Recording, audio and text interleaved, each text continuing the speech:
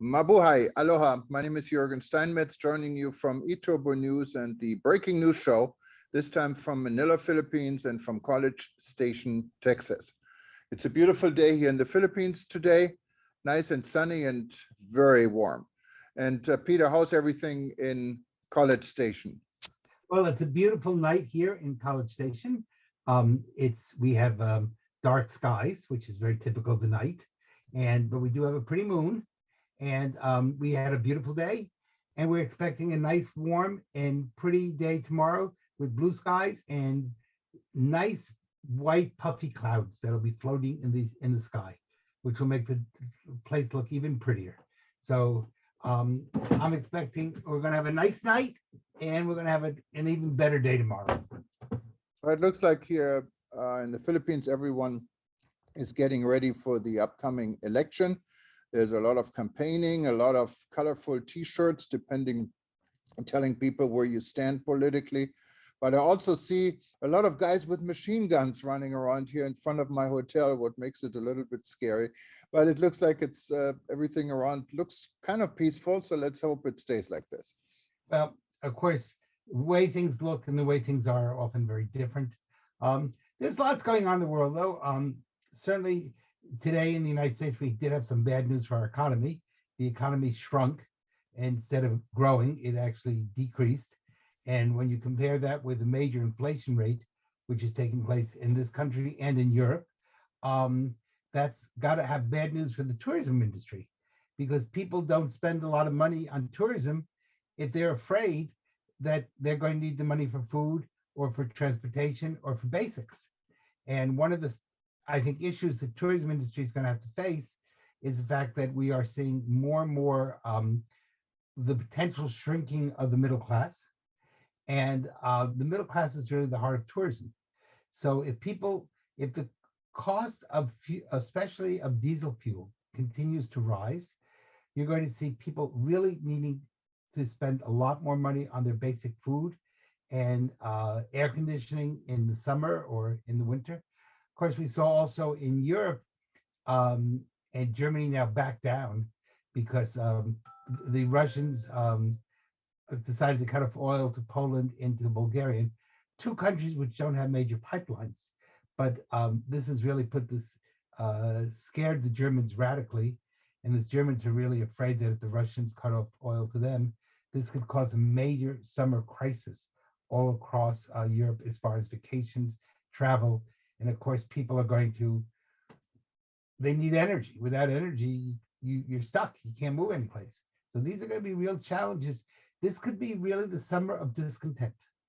And this could be a very difficult summer. Hopefully not, but there's the potential for it to be. And don't forget, Peter, I just saw a report just minutes ago in the National Geographic about expecting that marine life, as we know today, will pretty much be completely extinct in 2300. Obviously, you and I won't be here, or none of us will be here to see this, but it's still quite shocking if you think that maybe life on Earth would become impossible in a few hundred years. Yeah, I don't know if that report, how its total accuracy. That's based on what's called a theory that actually started in the 1890s. In the 1890s, based on the assumption that the Earth would be overpopulated by the year 1910, and that the world would start coming to an end. And by the way, they're predicting the end of marine life forever. So, I think whenever you see those reports, you have to take them with a little bit of a grain of salt. It's assuming that the world doesn't come together and one does not protect marine life. Two, that often these are miscalculations because they're based on a statistical model which has tended to be more inaccurate than accurate on the whole. So we'll have to see. Of course, neither you or I will be here to turn to National Geographic in 300 years and say, you guys were wrong. But I think what you're really saying is it's important that we do have good conservation, that we work on ways of protecting the oceans, and that we work on ways of developing new food sources. Um, and that means that part of the problem is, of course, the green energy people. And what they're in many ways doing is they're hurting the environment terribly. And there's a difference between environmentalism and climate change people. The environmentalists and the climate change people don't always agree with each other. And that's something that has to be thought through. There's a lot of confusion about that. The people in climate change really are running a religion. They're not running science. The ecology people are running science. So there's two different sides, but we have seen Malthusian impact, was what it's called in the 19th century, that the earth would not be able to sustain life about 1910. Obviously, it is past 2010, and we are still here. So there were some errors in that analysis. Yeah, and of course, no one can predict the future, but something is up, and I think we all need to be aware of all these things happening. And I found it quite refreshing yesterday when I saw a Russian cosmonaut shaking hands up with an American astronaut. Because after all, people are friends. We don't need wars. We don't need these type of conflicts. We don't need enemies. And like our common friend Alain Sangange always said when he was Minister of Tourism from the Seychelles, and he was asked, how come the Seychelles don't have visas for anyone, no matter where you're from? You can be from North Korea or from China or from the US, Wherever. can enter the country without a visa. And I said, well, we're friends with everyone, enemies with none. And that's the ideal thing. And of course, only a small island republic can really do it, but Yes. it's a good start. Yes. Well, the problem is that unfortunately there is human selfishness. People have been disagreeing ever since Cain and Abel. And, Cain got jealous of Abel and he killed him. So, and Earth was not overpopulated then. There were only 4 people on the Earth, and they still couldn't get along. But I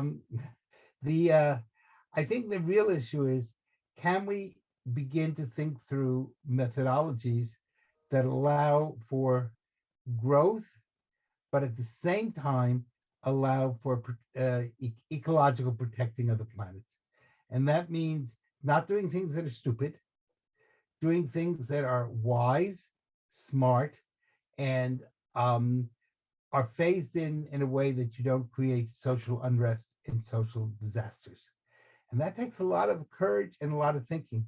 And the tourism industry is right in the part of that because, for example, you have a very famous senator in Hawaii who suggested that nobody be allowed to get on a plane until someone pointed out to her that Hawaii would then be totally cut off. And she said, oh, yeah. And so, people just kind of talk without thinking. And it's really important. Hawaii is famous for having politicians who don't always think. But it's really important. Hawaii cannot afford to say that we're all going to go to Hawaii on a canoe. It would be a little bit hard. I can agree with now, you. Now, Hawaii really has 3 systems. Either it's going to have to live with fossil fuel for a while, or it's going to have to move everybody to canoe, or you have to take everybody off the Hawaiian Islands and just say, sorry, these islands are now unlivable. Well, I don't think anybody wants a third. I will not go to Hawaii if I have to paddle on a canoe from California. Why not? It's very healthy. It would be healthy, but there's somebody to serve me my wonderful meal on the canoe. No Mai Tais on that trip. Yes, that's right. You don't have to be totally drunk. So that's a whole nother issue. And I think we're going to have to learn to live with fossil fuels and try to make them as clean and as functional as we can, especially the tourism industry, because there won't be a tourism industry without fossil fuels. That's just a fact. We may like it or not like it, but we got to think it through. Well, Peter, we have another segment today. We're going to go to Panama, and we're going to hear about SKAL Club International in Panama, and an interesting project. We're going to stay in the environment and in sustainable tourism, about a gentleman who has a tour company that deals with community tourism and involving local resources into a new concept for tourism in Panama. And he's part of our SKAL club in Panama. So we're going to hear from him. And unless there's anything else pressing today, No, I want to wish you a happy weekend, and I know you're looking forward to coming back to the United States on May 3rd. So yes, stay well. look forward to that. And in the meantime, I'm going to enjoy the Philippine hospitality, and we see you very soon. Bye-bye. Take care. Thank you. Bye-bye.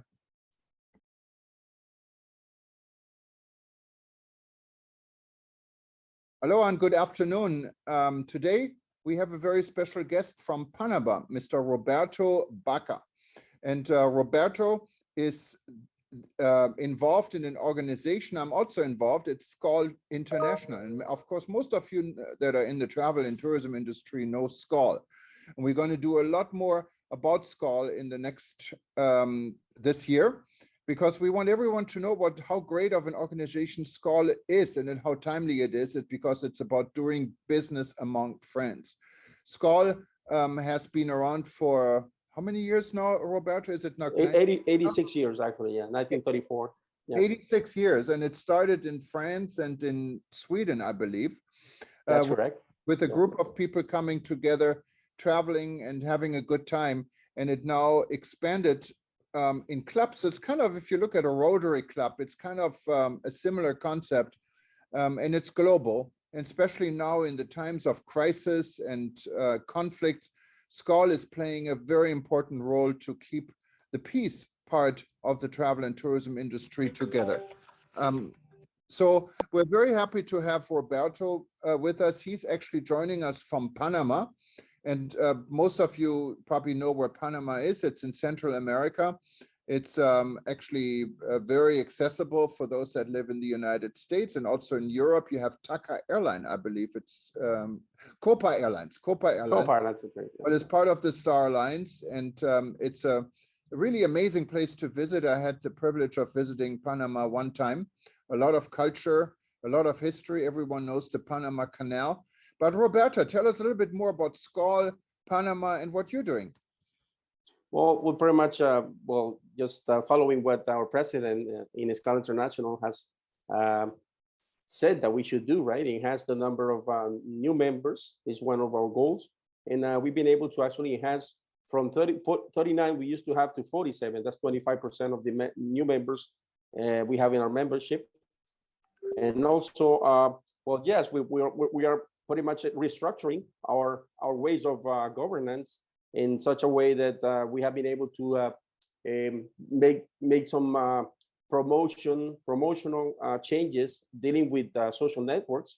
And in fact, we're so proud to be part of the public relations, media, and communications committee with you as well, and Arnetta Cardenas, which is our director for that particular matter. And what can I say? We're pretty much happy, and today that is our happy World SKAL League Day. Well, what can I say? We're just pretty much enthusiastic about the things we can do, not just for Panama, but for all over the world, with all 317 clubs and 12,500 members in 102 countries. It's called, yeah, it's an amazing organization, and it's very international and global. SKAL is doing a lot of good things. It's relevant these times, especially when we go through all of this. But tell us a little bit more. I understand you're involved in sustainable tourism projects. Yes, we're working with sustainable tourism issues in 4 regions in which we divide the country here in Panama: the Occidental region, the Central region, the Canal region, and the Oriental region, which is pretty much close to Colombia, and that's in the Darien province. And that's a particular, pretty much famous region of the country because it has gotten 562,000 hectares in a national park. So that's actually called the lung of Central America, because the national park that is the biggest one in Central America as well. So we got a lot of things to actually do here in Panama, not just the canal, but the canal, the Panama Canal is actually our main tourism attraction. So we're actually trying to make efforts for people to come to Panama, not just to the canal, but to other parts of the country as well, as you already been to the canal yourself. Yeah, and I know that your Minister of Tourism, who is, I think comes from the hospitality industry, young guy, was in New York just last week. One of our reporters, Dr. Eleanor Garley, attended the event in New York about Panama, and he was talking a lot about community tourism. What is it about community tourism and Panama? In these 4 regions, you can find some communities. In fact, ethnical groups. We have 7 of them in Panama, so you can visit some of them that have some kind of an offer being developed, or that have been already been developed. So the idea is to visit these communities while you're staying in a Marriott hotel, to be able to move to these communities as well, and be able to sense their product, their sustainable tourism products that they have sometimes.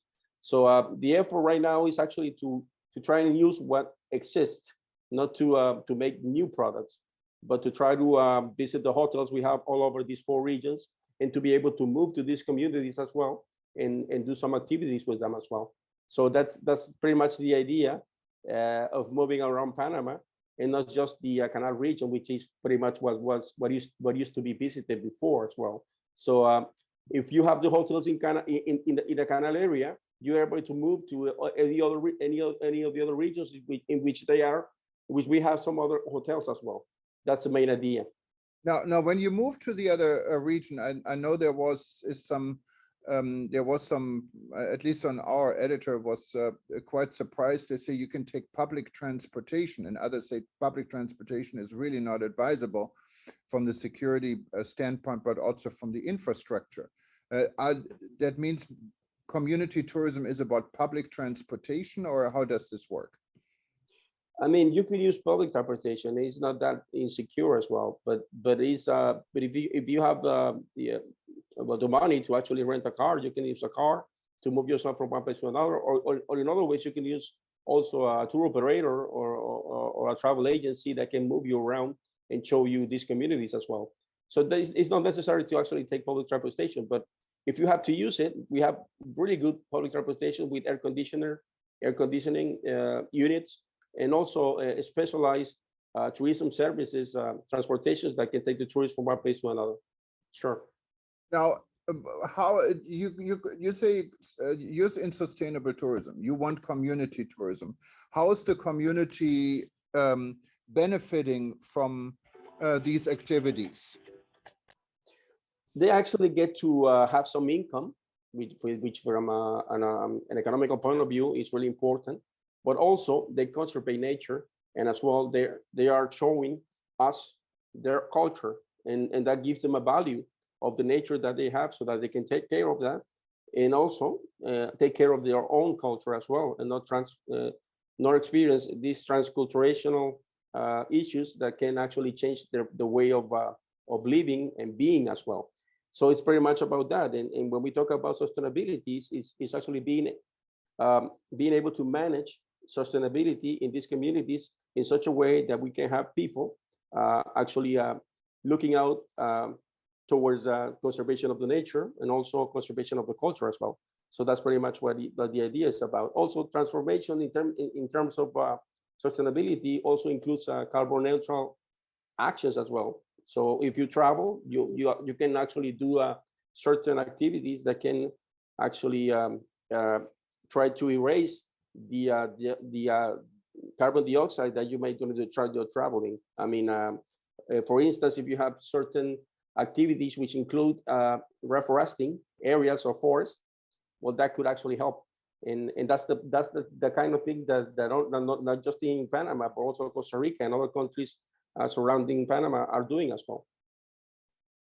Interesting. And I think, but going back to the community tourism and sustainability, the income locals are getting, what type of income? Are we talking about selling souvenirs, selling food, or what would it be? Yeah, all of that. Selling food, gastronomic products, also souvenirs, handcrafts, sure. And also, well, you have all these activities that people can do related with culture, dances, with ethnic groups. One of the 7 that we have in Panama, depending on the region. And also mobilize yourself through beautiful sceneries. I mean, protected areas that we have. We have 126 protected areas in Panama, and 9 of them are capable of receiving tourists and have such an structure that can receive tourists as well. Wonderful. Well, this is some interesting information. Maybe we should do a little bit more. Maybe also invite your minister and some of the stakeholders from Panama at a future event. We can just talk about Panama alone. Maybe there looks like there's plenty of discussions we could have. I know Panama is getting now more active of becoming also a source destination. In the past, it's your airline did not cooperate that well and didn't allow really stopovers for reasonable rates. And I think this is changing, isn't it? Yeah, we're trying to change that. I guess there's a lot more that the private sector has to do with developing tourism here in Panama. So that's the main effort that we're trying to make with the SKAL as well. Actually, we have many of our members have very much a big influence in what the private sector has to say about developing tourism. We cannot be romantic. I mean, it's not about taking a person, a tourist, to a community to not have a good experience. If you're not capable of taking a tourist to a community and he's not going or she's not going to have a good experience, don't take them there. Please don't take them there, because tourism is all about the experience. You want to have a good experience. You don't want to go to a community by being romantic and saying we're going to make some money for them and everything, but they're not ready to receive tourists. So that's the point here in Panama. We're trying to actually, with SKAL, to let the tourism ministry to actually the way they should do things and try to take advantage of what we have in each region that is capable of being visited right now. And and what we have to work on to actually make things better for those destinations that have to be or need to be improved. Well, very interesting. And Roberto, thank you so much for joining us today. And hopefully we can hear a lot more, and all the best to you and our friends at SKAL. Well, as we say here in SKAL, together we are stronger as one. That's what we're doing all over the world. Thank you very much, Jürgen. Thank you. And you speak Spanish there, right? Is that the native the language in Panama? Yeah, we speak Spanish in Panama, but we also have a lot of influence from the States. That's why some of us speak English as well. Yeah. No problem with English. Okay. No problem with English. That's correct. All right. Okay. Take care. Okay. Ciao. Same to you. Same to you. Thank you.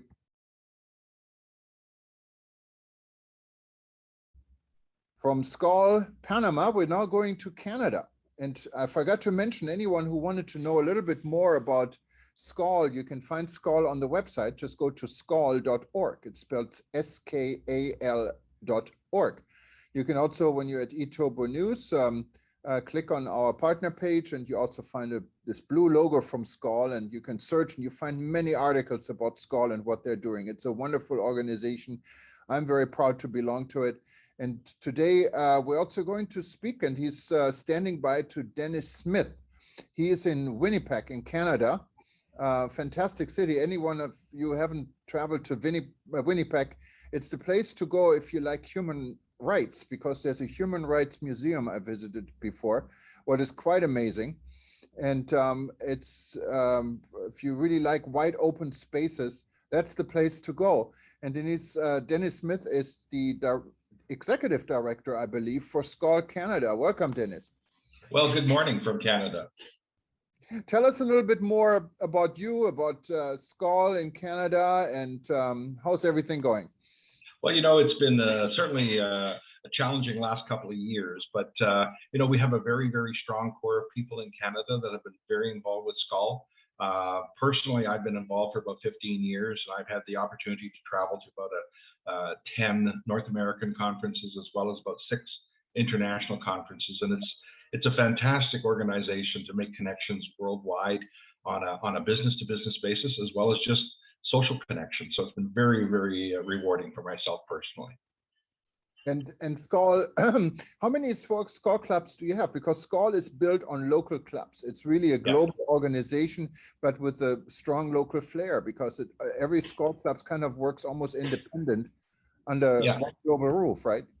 Absolutely, yeah. We have 15 clubs currently in Canada, and we're continuing to work on trying to develop new clubs. We kind of look for that grassroots approach in terms of even building new clubs, where we have a category of membership called active individuals. So we try and get people locally to join, to form that foundation. We work with them on helping them understand the organization, and then eventually building up so they actually have a club in their area as well.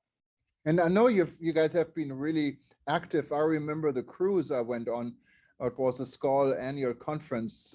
It went up Halifax and some of the beautiful sites on the Atlantic Ocean, far away from Winnipeg, I guess. But I think you guys from SKAL Canada put this all together, and I still remember this was a great event, because SKAL is also about fun. It's about partnership. It's about friendship, and it's about business.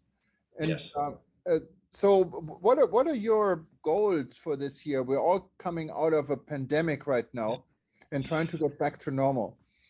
Well, we started our process last year. We understood that there were going to be a number of members dropping off because of the pandemic and people's businesses suffering. And so we really started to strategize on recovery. And so we started building a plan, and we actually launched a very aggressive plan across Canada. Like we have made funds available to our clubs that they can access. They can also access funds from SKAL International, and we can help them develop innovative events to attract people to come and experience SKAL. So we've set aside, currently we have about $10,000 Canadian that we've set aside, and we're prepared to invest more. And we're asking the clubs, come up with something creative and innovative that you want to do. But the other part of this is that every organization has champion recruiters. And so we set out a program to actually recognize those people that are the strong recruiters, because they're the ones that help build the organization. So we're actually having a draw at the end of the year for every new member or returning member. The individual or the club has their name entered in a draw, and we're going to be drawing for about $1,500 in Visa gift cards. So we want to recognize people that are helping us grow.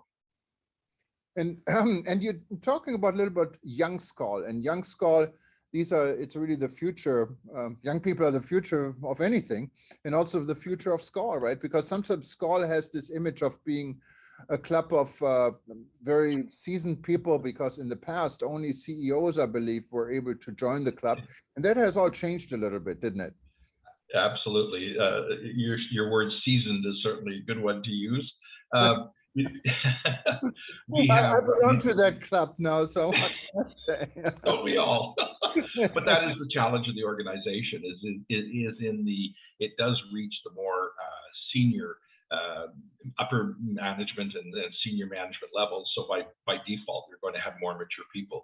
But we have younger people that are buying into their family businesses or taking over new positions. And young SKAL starts at the college or university level, and it also extends into a category of young SKAL professionals, so that you have young people that are just coming into the business, into junior to intermediate level management positions that can become integrated. And that has been very successful with some of the clubs in Canada that have used that tool. So, there's different ways of people getting connected, whether it's as an active individual member or as a young SKAL person. So it's a good resource, and a lot of clubs work very, very closely with their local colleges and universities that have travel and tourism programs to help educate them on what the organization's about. Well, and so if you had a wish list, what cities in Canada should have a SKAL club and don't have one yet? Well, I could name off about 100 cities. Unfortunately, our capital, Ottawa, it's a very challenging market. We used to have a club there, but we don't. We've tried a couple of times to reestablish it, but it's a very, very challenging market to hold people's attention. We have some maritime provinces that were really, really hit hard with the pandemic, and tourism is like everything in those markets. And we had 2 clubs, and they are currently on hold because they've just lost too many members. So that's kind of a big focus for us to help them recapture those members and then reestablish those clubs. So, I'm hoping over the next couple of years that we'll get back up towards about, 18, 19 clubs and have really good representation from coast to coast. Wonderful. And one last thing, doing business with friends, what does it mean for you guys in Canada? Well, we've actually taken a step further. In Canada, we've actually launched a satellite program, which we call Connect the SKAL Way. And it's part of our Canadian platform where, it's actually available to any member worldwide, but it is driven in Canada primarily. We really see connecting in three key areas. One is on a business-to-business basis. Secondly is on that social network, creating new friends. And thirdly is on the personal travel side, where you can reach out to any club anywhere in the world and ask people for help for, maybe a special arrangements for accommodations or travel information or just local connections. So we drive that as the primary benefits of the organization. And that's really the nice thing about SKAL, because when you travel and there's a SKAL club, you can feel like you're at home because you're welcome to attend and to be part of the local scene, and you probably make new friends, right? That's one of the ideas, I believe, behind SKAL. Absolutely, and you're right about that. Like the cruise out of New York that went up to Halifax, we were at an international conference in Australia, and my wife and I planned on staying longer, but we didn't have any plans, and we met some wonderful people in Australia who said, "Come on up, come visit us," and we ended up staying at these wonderful places along the Gold Coast, and it was just all spontaneous connections with people. So it happens that at that level, and you go to these conferences and you meet with people that you met 10 years ago, and it's like you're meeting your best friend. It is that kind of a connection in the organization. And that's what we need, especially in today's age with war and everything else going on. And SKAL has actually, not SKAL Canada necessarily, but the SKAL clubs in Europe and Romania. We had a session on all these wonderful things they have been doing to help refugees from Ukraine. So it's really a good organization to belong to. And no matter where you are in the world, if you don't have a SKAL club, think about forming one. If there is a SKAL club in your region, join it. Just go to skal.org, I believe is the website. And you can sign up. And if you have any difficulties, feel free to contact us. I'm a SKAL member also, and we'd be happy to help you wherever we can to be part of our community. And it's a lot of fun, I can tell you that.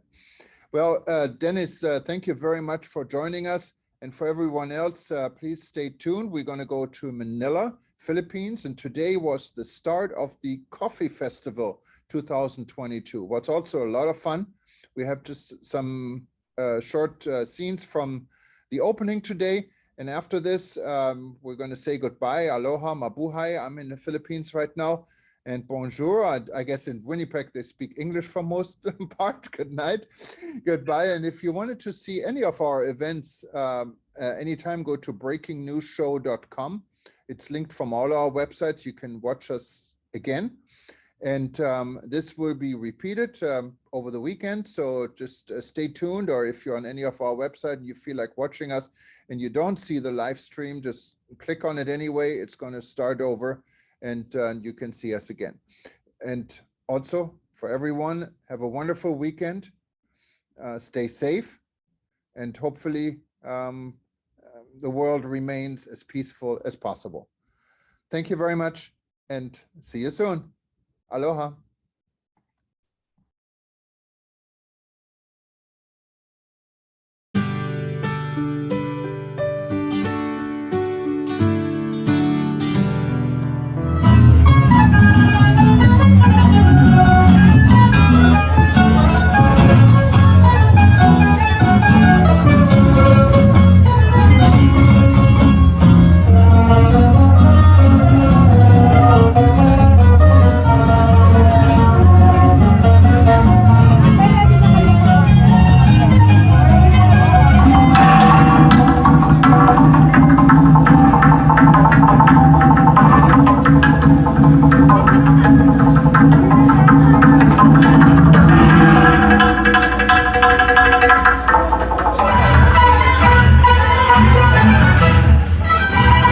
having it. We are still alert level 1. Cases continually become low, and more importantly, hospitals are not full. And a lot of hospitals have already removed their COVID ward. It's because of your passion and perseverance for this advocate that we are here today, and I congratulate all of you for doing so. You have shown faith in our produce, our farmers, and our consumers, international and local. But Rich, you might be very pressured because, you know, His Excellency was telling me they have the best coffee. So maybe we can compare, but I'm sure that we can find ways on which we can promote each of our coffee beans. May this festival continue to harvest that faith in the coming years. Thank you very much. Stay safe, and please get your boosters if you haven't yet. Have your boosters yet. Maraming salamat po.